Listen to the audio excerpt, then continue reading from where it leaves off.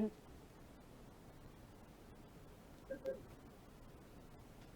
अस्सलाम वालेकुम नाजरीन, आप देख रहे हैं प्रोग्राम हेल्थ फर्स्ट और मैं हूं पलवश शाह महमूद और प्रोग्राम में एक नए टॉपिक के साथ हाजिर हुए हैं।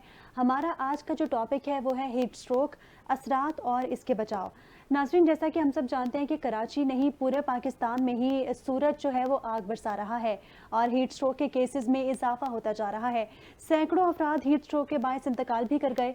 ईदी फाउंडेशन के सरबराह फैसल ईदी ने कहा है कि शदीद गर्मी की लहर के दौरान सर्द खानों में भी दबाव बढ़ गया है और ऐसे बहुत सारे अफराद हैं जो कि हीट स्ट्रोक की वजह से, हीट वेव की वजह से इंतकाल कर गए हैं और बहुत सारे केसेस ईदी फाउंडेशन में भी रिपोर्ट हो रहे हैं। और जून और जुलाई में शदीद गर्मी ने अवाम पर कयामत ढाई हुई है। समंदरी हवाएं बंद होने से हब्स और शदीद गर्मी उरूज पर पहुंच गई है, जबकि शहर के मुख्तलिफ इलाकों में हीट स्ट्रोक सेंटर्स भी कायम कर दिए गए, जहां पर जितने भी हमारे अवाम हैं उनको हीट स्ट्रोक से बचाव के लिए इकदाम बताए जा रहे हैं। उनके लिए पानी उनको दिया जा रहा है ठंडा। तो इस तमाम तर टॉपिक पर बात करने के लिए हमारे साथ आज लाइन पर मौजूद हैं डॉक्टर शबाना नाज। अस्सलाम वालेकुम डॉक्टर। वालेकुम सलाम। डॉक्टर, जिस तरह आपने सुना कि हम लोग बात कर रहे हैं आज हीट स्ट्रोक की और जितनी भी मौसमी बीमारियां हैं जो कि गर्मी की वजह से या फिर मानसून सीजन की वजह से फैलती हैं, इस तमाम तर सूरत हाल के हवाले से हम लोग आज बात करने वाले हैं। सबसे पहले मैं स्टार्ट करूंगी हीट स्ट्रोक के हवाले से। गर्मी बहुत ज़्यादा बढ़ चुकी है, सिर्फ कराची नहीं पूरे पाकिस्तान में बढ़ चुकी है, लेकिन मुल्क के दूसरे शहरों में तो बारिशों से गर्मी का जोर कम हो चुका है, लेकिन कराची में बहुत ज़्यादा गर्मी है। गर्मी से बचाव किस तरह मुमकिन है? देखें, ना सिर्फ ये हीट वेव हमारे पाकिस्तान है बल्कि पूरा ही क्लाइमेट चेंज हो रहा है ऑल ओवर द वर्ल्ड, क्योंकि आप सब जानते हैं कि कितना पोल्यूशन है ओजोन की वजह से भी। लेकिन कराची में बिल्कुल बारिश नहीं हो रही, जिसकी वजह से एक तो नमी बहुत ज्यादा है, दबाव हवा का, इस वजह से आपको गर्मी के आप देखें कितनी सिविरिटी है। और हीट वेव का मतलब ही यही है कि आपको इतना सख्त टेम्परेचर हो कि 40 से ऊपर टेम्परेचर चला जाए और कंसेक्टिव 4 to 5 डेज। तो ये टेम्परेचर अब हमारा चल रहा है, आप देखिए 1.5 महीने से। तो हमें कोशिश यही करनी है अब हीट वेव से कैसे बचा जाए। इतनी सारी चीजें जो हम एक्सप्लेन करते हैं उसका मकसद ये है कि सबसे पहले तो आपको डिहाइड्रेशन जो है वो बहुत ज्यादा, इसमें जो पेशेंट्स को सबसे ज्यादा प्रॉब्लम आता है वो डिहाइड्रेशन की वजह से आता है। डिहाइड्रेशन का मतलब ये है कि पानी की कमी हो जाना। और सेकंड चीज ये है कि हमें जितना भी कोशिश करें कि हम धूप से डायरेक्ट कांटेक्ट में ना आए। हम अक्सर औकात ऐसा होता है कि सर खोल के बगैर अम्ब्रेला लिए धूप में चले जाते हैं। तो आजकल जो हीट वेव्स की जितनी भी ये प्रॉब्लम्स हो रही है, तो कोशिश ये करें कि हम ज्यादा देर जो है हीट के एक्सपोजर से दूर रहें। अगर हम बाहर निकलें तो कोई भी अम्ब्रेला लेके निकले, सर को कवर करके निकलें, और उसके साथ साथ जो है पानी की एक बॉटल आपके साथ होनी चाहिए, ताकि आप थोड़ी थोड़ी देर के बाद जो है वो पानी पीते रहें, ताकि आपकी बॉडी का टेम्परेचर मेंटेन रहे। इसके अलावा ये है कि आपने टाइट कपड़े नहीं पहने, पतले कपड़े पहने जिसके अंदर से एयर जो है वो पास हो सके। कॉटन के कपड़े हों, लूज कपड़े हों, और रबड़ के जूते पहनने से अवॉइड करें। रबड़ के जूते गर्म हो जाते हैं, जिसकी वजह से भी आपका टेम्परेचर जो है वो और ज्यादा रेज होगा। और स्पेशली वो लोग जो बच्चों को मोटरसाइकिल पे, आपने देखा होगा अक्सर स्कूल्स के से या कहीं आना जाना हो तो जी। बच्चों को मोटरसाइकिल पे बिठाते हैं, तो वो भी बच्चों के लिए स्पेशली, बच्चे हैं, बूढ़े लोग हैं, क्योंकि उनकी स्किन इतनी पतली होती है कि स्किन के नीचे फैट नहीं होती, जिसकी वजह से वाटर रिटेन नहीं कर सकते ना। अब हमारी स्किन के नीचे अगर वाटर रिटेन होता है तो फिर हमारा टेम्परेचर जो है वो उसको मेंटेन रखता है। लेकिन क्योंकि बूढ़े लोग हैं, बच्चे हैं, उनकी स्किन इतनी पतली होती है, फैट नहीं होती, तो उनके अंदर पानी की वैसे ही कमी होती है, और वो ज्यादातर वही लोग जो है वो हीट स्ट्रोक का शिकार हो सकते हैं। तो स्पेशली जब हम बच्चों को स्कूल ले जा रहे हैं या कहीं घुमाने भी ले जा रहे हैं जी। मोटरसाइकिल पे, तो वो आपने कोशिश करनी है कि बच्चों को अवॉइड करें। और अक्सर लोग ऐसा आपने देखा होगा कि गाड़ी में बच्चों को बिठा के और उसको लॉक करके गाड़ी शॉपिंग के लिए चले जाते हैं या कोई चीज लेने चले जाते हैं, तो हम्म। ये चीज भी बहुत ज्यादा खतरनाक है। तो कोशिश करें कि बच्चों को या बूढ़ों को या किसी को भी गाड़ी में बिठा के लॉक करके ना जाए, क्योंकि उसकी वजह से भी, दम घुटने की वजह से भी आप देखें बहुत सारे केसेस ऐसे आए हैं जो इनको नुकसान पहुंचाया है। ठीक है, दम घुटने की वजह से भी इस गर्मी में नुकसान हो सकता है। बिल्कुल सही कहा आपने डॉक्टर। गर्मी के इंसानी जिस्म पे असरात के हवाले से तो आपने गुफ्तगू की, लेकिन डॉक्टर मैं आपसे ये पूछना चाहूँगी कि हीट क्रैम्प में, जब हीट क्रैम्प इंसान को होता है, ऐसे में ऐसी कौन सी बेसिक हम लोग, जैसे फर्स्ट एड किट होती है, इस तरह ऐसी कौन सी बेसिक एक्टिविटीज़ हैं जिसकी वजह से हम लोग इंसान को हीट क्रैम्प से निकाल सकते हैं? देखिए, सबसे इम्पोर्टेंट तो प्रिकॉशन है। अब सबको पता है कि इतनी सख्त गर्मी है, तो आपने शुरू से ही प्रिकॉशन करनी है। प्रिकॉशन, क्योंकि आपको पता है कि ना सिर्फ हमारी मेंटल हेल्थ, फिजिकल हेल्थ दोनों के ऊपर असर होता है। आपको बहुत ज़्यादा स्वेटिंग होती है शुरू में, जब आपका 40 डिग्री से ऊपर टेम्परेचर जाता है, स्वेटिंग आपको बहुत ज़्यादा होती है।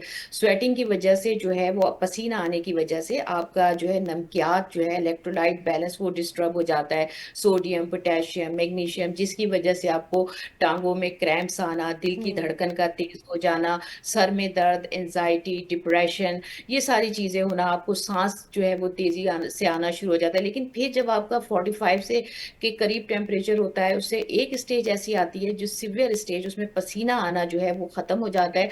उसके बाद स्किन ड्राई हो जाती है और आपके ऑर्गन डैमेज हो सकते हैं। तो उस वक्त जो है हमें हीट स्ट्रोक का शदीद खतरा होता है। अब अगर कोई कंटिन्यूसली बाहर है और वो बाहर निकला है, उसको हीट स्ट्रोक, उसकी एकदम पैल्पिटेशन तेज हो गई, जी। बेहोश हो रहा है और उसकी सांस तेजी से आ रही है, तो आपने फौरी तौर पे जो है सबसे पहली जो प्रिकॉशन है वो ये है कि आपने इमरजेंसी में एम्बुलेंस को कॉल करना है। और जब तक एम्बुलेंस आती है, आपने उस पेशेंट को फौरी तौर पे किसी सायादार जगह पे ले जाएं। और जब वो सायादार जगह ले जाएं, तो उसको अगर हेलमेट पहना है, हेलमेट उतार दें, आप उसके शूज उतार दें। और आप उसको जबरदस्ती पानी पिलाने की कोशिश ना करें, ठंडा पानी या कुछ। आप उसके हाथों पे, पैरों पे ठंडे पानी से, टॉवल से जो है वो उसको कोल्ड स्पंजिंग कर सकते हैं, जिससे उसका टेम्परेचर जो है वो कम होगा। गर्दन के पीछे वाले हिस्से पे जो है, इस हिस्से में टेम्परेचर जो आप हाथ लगाएं, गर्म बहुत ज्यादा होता है। टॉवल लेके आप गर्दन के पीछे वाले हिस्से में रखें, सर के ऊपर उसके टॉवल रखें। ये ट्रीटमेंट आप जब तक करते रहें जब तक कि एम्बुलेंस नहीं आती। अक्सर ऐसा सही। होता है कि लोग क्या करते हैं, पानी पिलाना शुरू कर देते हैं हीट स्ट्रोक के पेशेंट को। अब एक आदमी बेहोश है, अगर आप उसको पानी पिलाएंगे, वो इनहेल कर सकता है, सांस की नाली में जा सकता है। तो आपने ऐसा कोई भी अमल नहीं करना। उसके कपड़े खोल दें, ढीले कर दें। अगर उसने कपड़े टाइट पहने हुए, जैकेट्स पहनी हुई, उसके कपड़े जो है वो लूज कर दें ताकि एयर पास हो सके। और बस यही, इतनी देर में इमरजेंसी का कॉल करते हैं और एम्बुलेंस आ जाए तो उसको फौरी तौर पे जो है हॉस्पिटलाइज कीजिएगा। ठीक। अच्छा, जैसे ही मौसम चेंज होता है ख़ास तौर पे कराची का, तो वैसे ही वायरल इन्फेक्शंस सर उठा लेते हैं। बहुत सारे वायरल इन्फेक्शंस हो जाते हैं, और आजकल भी एक फैला हुआ है जिसमें आपके हड्डियों में दर्द होता है, फ़ीवर हो जाता है। अब इन वायरल इन्फेक्शन से किस तरह बचा जाए? कुछ लोग सेल्फ मेडिकेशन के थ्रू भी इसको अवॉइड करते हैं, कुछ लोग डॉक्टर के पास जाते हैं। इस सूरत में क्या करना चाहिए? देखिए, ये जो वेदर है, अब जितनी भी जैसे बारिश है, इसमें एक वायरल इन्फेक्शन ही, जैसे आपने जिक्र किया जोड़ों में दर्द, चिकनगुनिया की शायद आप बात कर रही हैं। चिकनगुनिया भी है। इसके अलावा जो मच्छरों की वजह से आपको डेंगू भी के केसेस भी मिल रहे हैं, मलेरिया के केसेस भी मिल रहे हैं। हाई टेम्परेचर होता है, निगलेरिया के भी केसेस होते हैं और डिफरेंट टाइप के वायरल इन्फेक्शन होते हैं। जी। तो इसका सबसे बेहतरीन जो अमल है, सबसे बेहतरीन, वो है सफाई। आपने कोशिश ये करनी है कि आप बारिश की वजह से जो पानी ठहर जाता है, आपने उस पानी को कोशिश करें अपने इर्द गिर्द के पानी को क्लीन कर दें, उसको साफ कर दें। और घरों में जो आपने पानी रखा हुआ है, स्पेशली आपने कवर करके रखा हुआ है, क्योंकि अब कराची में आपको पता है पानी का मसला तो है।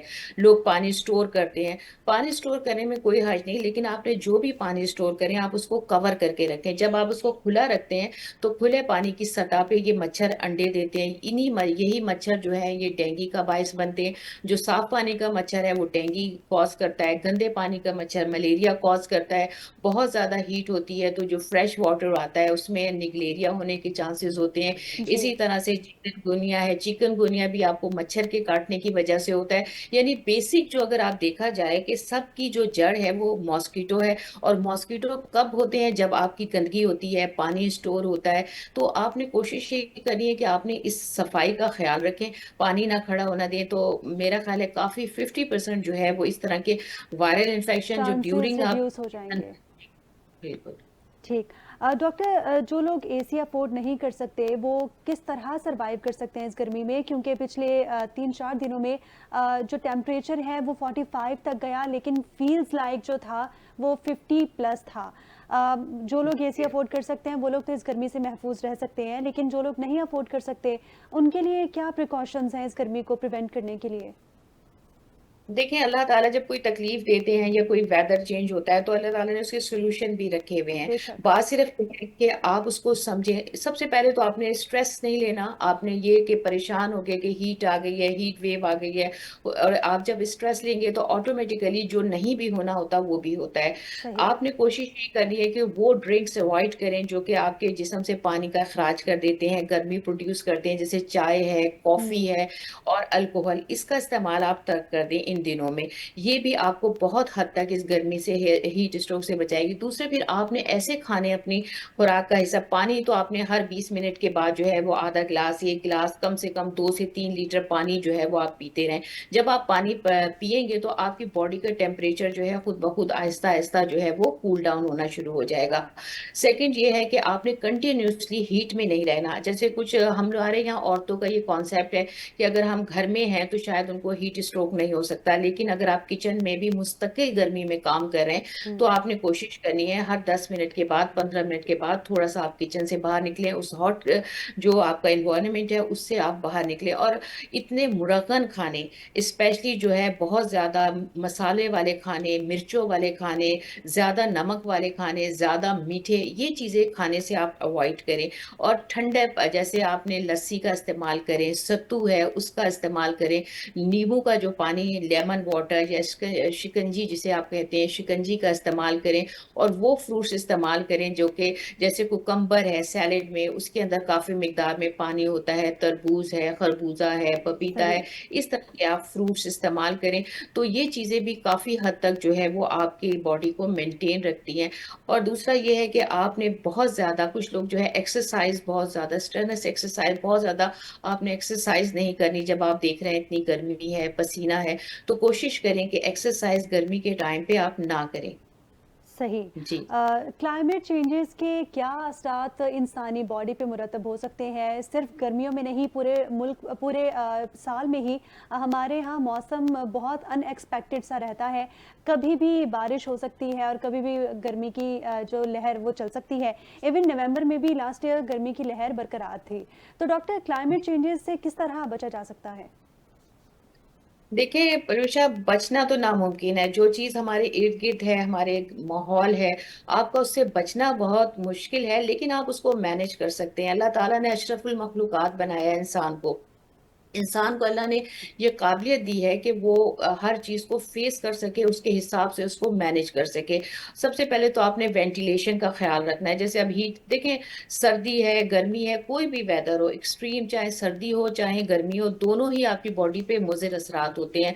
सर्दी सही। में भी आपको, जैसे आपने देखा है, एलर्जी कंडीशन बढ़ जाती हैं, चेस्ट इन्फेक्शन बढ़ जाते हैं, खांसी है, नज़ला है, और बूढ़े लोगों को और भी बहुत सारे प्रॉब्लम्स होते हैं। तो सर्दियों के अलग असरात होते हैं। गर्मियों में ज्यादातर जैसे हीट वेव है, डायरिया। अच्छा, गर्मियों में एक सबसे बड़ी बात ये होती है कि हम ठंडा पानी पीते हैं, बाहर के मशरूबात जो लोग पीते हैं, ठेले पे आपने देखा होगा, तो वो भी आपके लिए जो है वो गैस्ट्रिक प्रॉब्लम, आपको डायरिया, वोमिटिंग, आपने देखा होगा बहुत ज्यादा केसेस आते हैं हॉस्पिटल में इस वक्त, जो कि उल्टी है, डायरिया है, इसके आते हैं। उसकी वजह क्या है कि ये पानी जो हम बाजार से खड़े होकर ठेलों का जो है नींबू पानी ले लिया, शरबत ले लिया गर्मी को मारने के लिए। तो कोशिश करें इन चीज़ों को अवॉइड करें। और क्लाइमेट की जहाँ तक चेंजेस का है, उसके असरात क्या होते हैं? उसके असरात यही होते हैं, गर्मी है तो आपकी बॉडी पे हीट वेव का खतरा है, सर्दी है तो मैंने जैसे आपको बताया एलर्जीज की कंडीशन है, और उसके अलावा बरसात होती है तो बरसात में आपने देखा होगा कि मॉस्किटो, वायरल इन्फेक्शन। तो इन असरात से बचने के लिए यही है, सफाई का ख्याल रखें। और ऑलरेडी, क्योंकि अब हमें इतनी ज़्यादा अवेयरनेस है, हमें पहले से मौजूद है, हमें पता है कि भाई गर्मी है, हीट वेव आ रही है, तो हम उसके लिए प्रिकॉशन करें। दरवाजों के अंदर, खिड़कियों में हम जालियां, नेट का इस्तेमाल करें।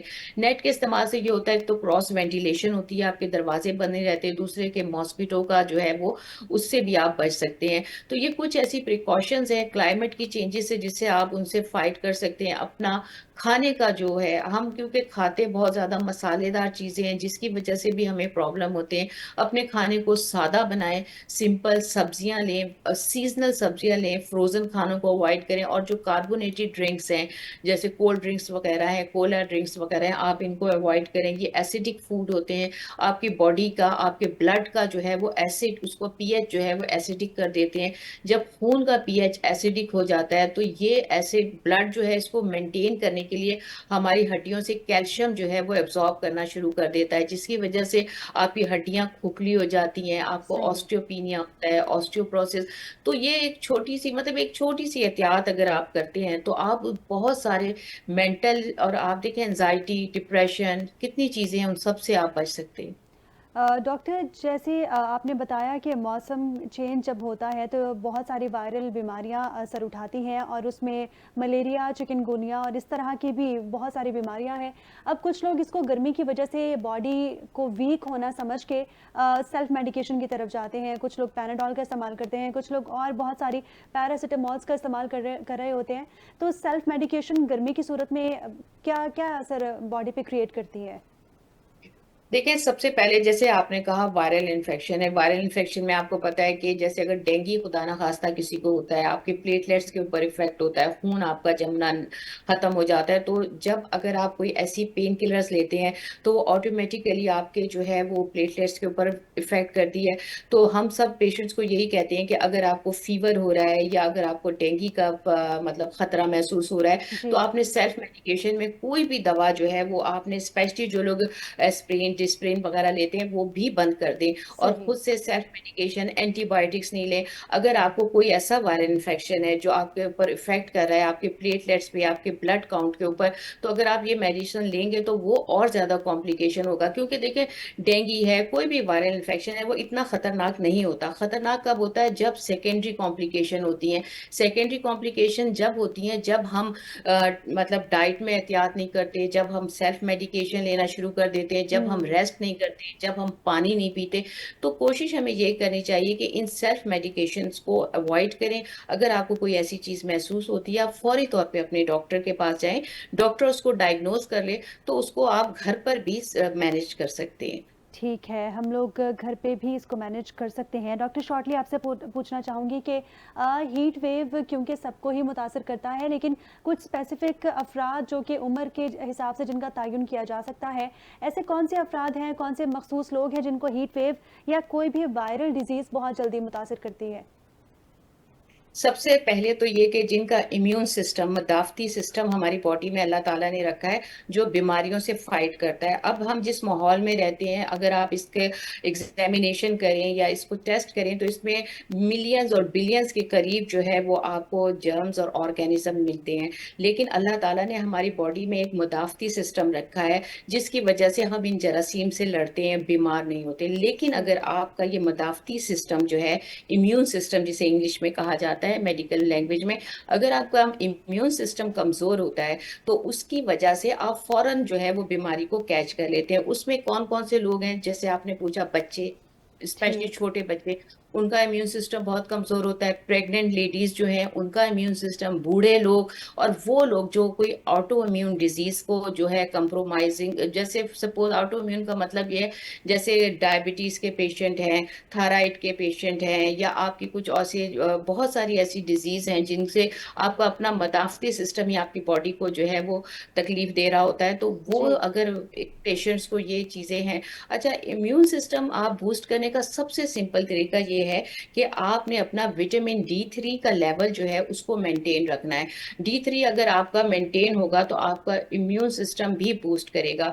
D3 मेंटेन रखने के लिए जरूरी है कि बहुत सिंपल और बहुत सस्ता तरीका है, वो ये कि सनलाइट जो कि फ्री ऑफ कॉस्ट मिलती है, आप 15 से 20 मिनट की जो है वो सनलाइट आप लें। 12 दिन में 12 से पहले, 4 बजे के बाद की जो है, जब इतनी ज्यादा तेज धूप नहीं होती, उससे जो है आपका विटामिन D3 का लेवल जो है वो मेंटेन होगा। जब D3 मेंटेन होगा तो कैल्शियम एब्जॉर्ब होगा। क्योंकि अक्सर लोग ये कहते हैं कि हम बड़ी मिकदार में दूध ले रहे हैं, दही ले रहे हैं, सब हम्म। चीजें, लेकिन उसके बावजूद भी उनकी हड्डियां भी खोखली हो रही हैं, मसल्स कमजोर हैं, जोड़ों में भी दर्द हो रहा है।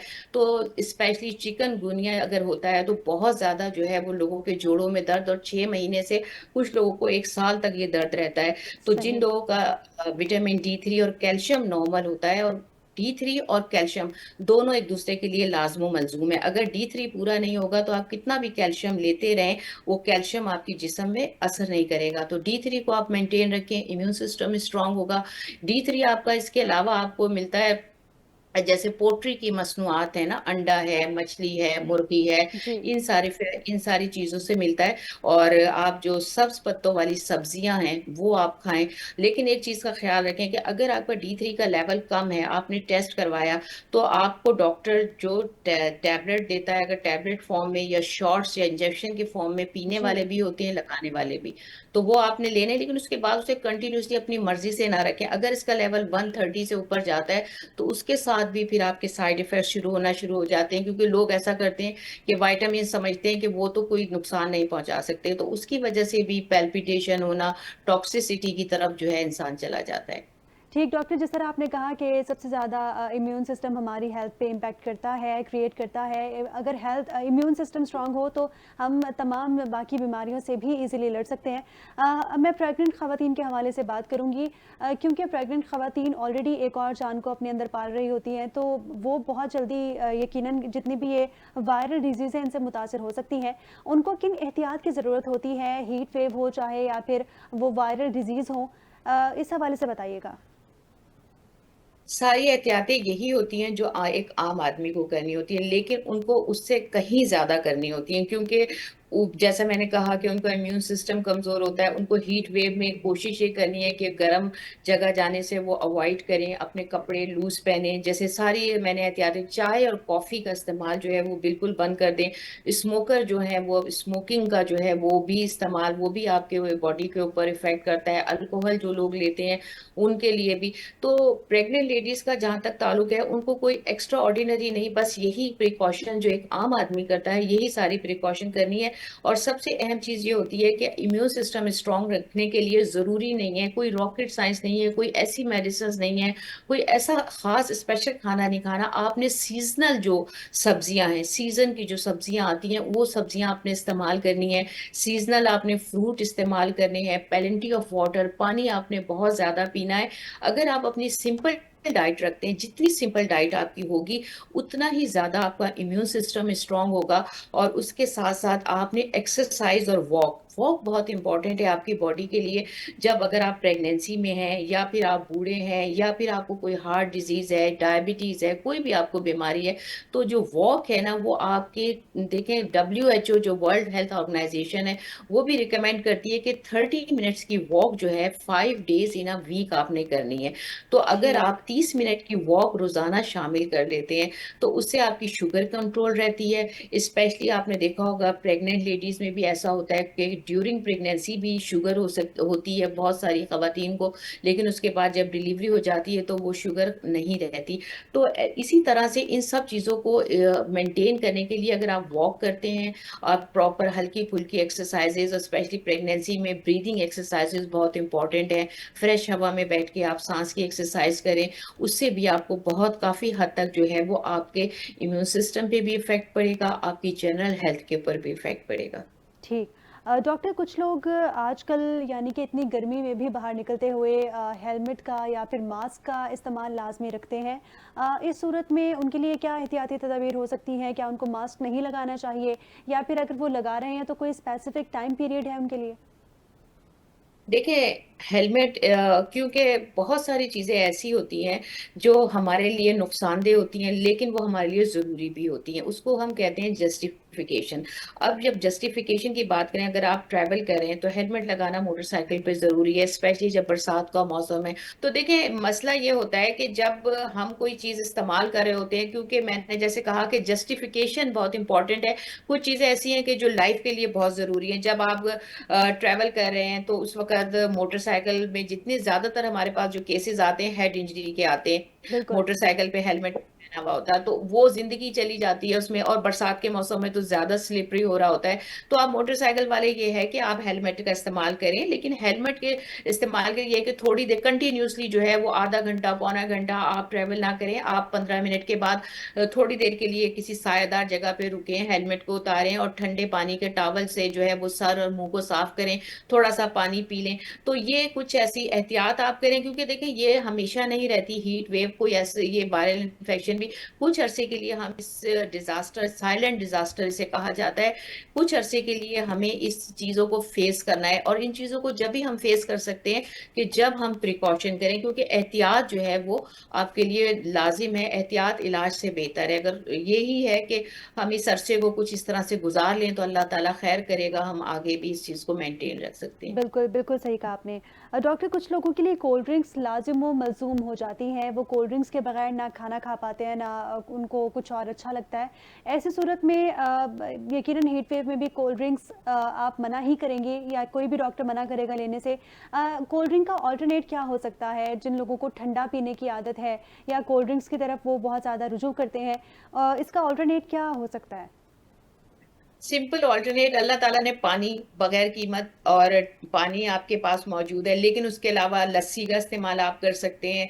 सत्तू, जैसे आपको पता है कि सत्तू पंजाब में भी बहुत है, सिंध में भी बहुत इस्तेमाल होता है, सत्तू का इस्तेमाल करें।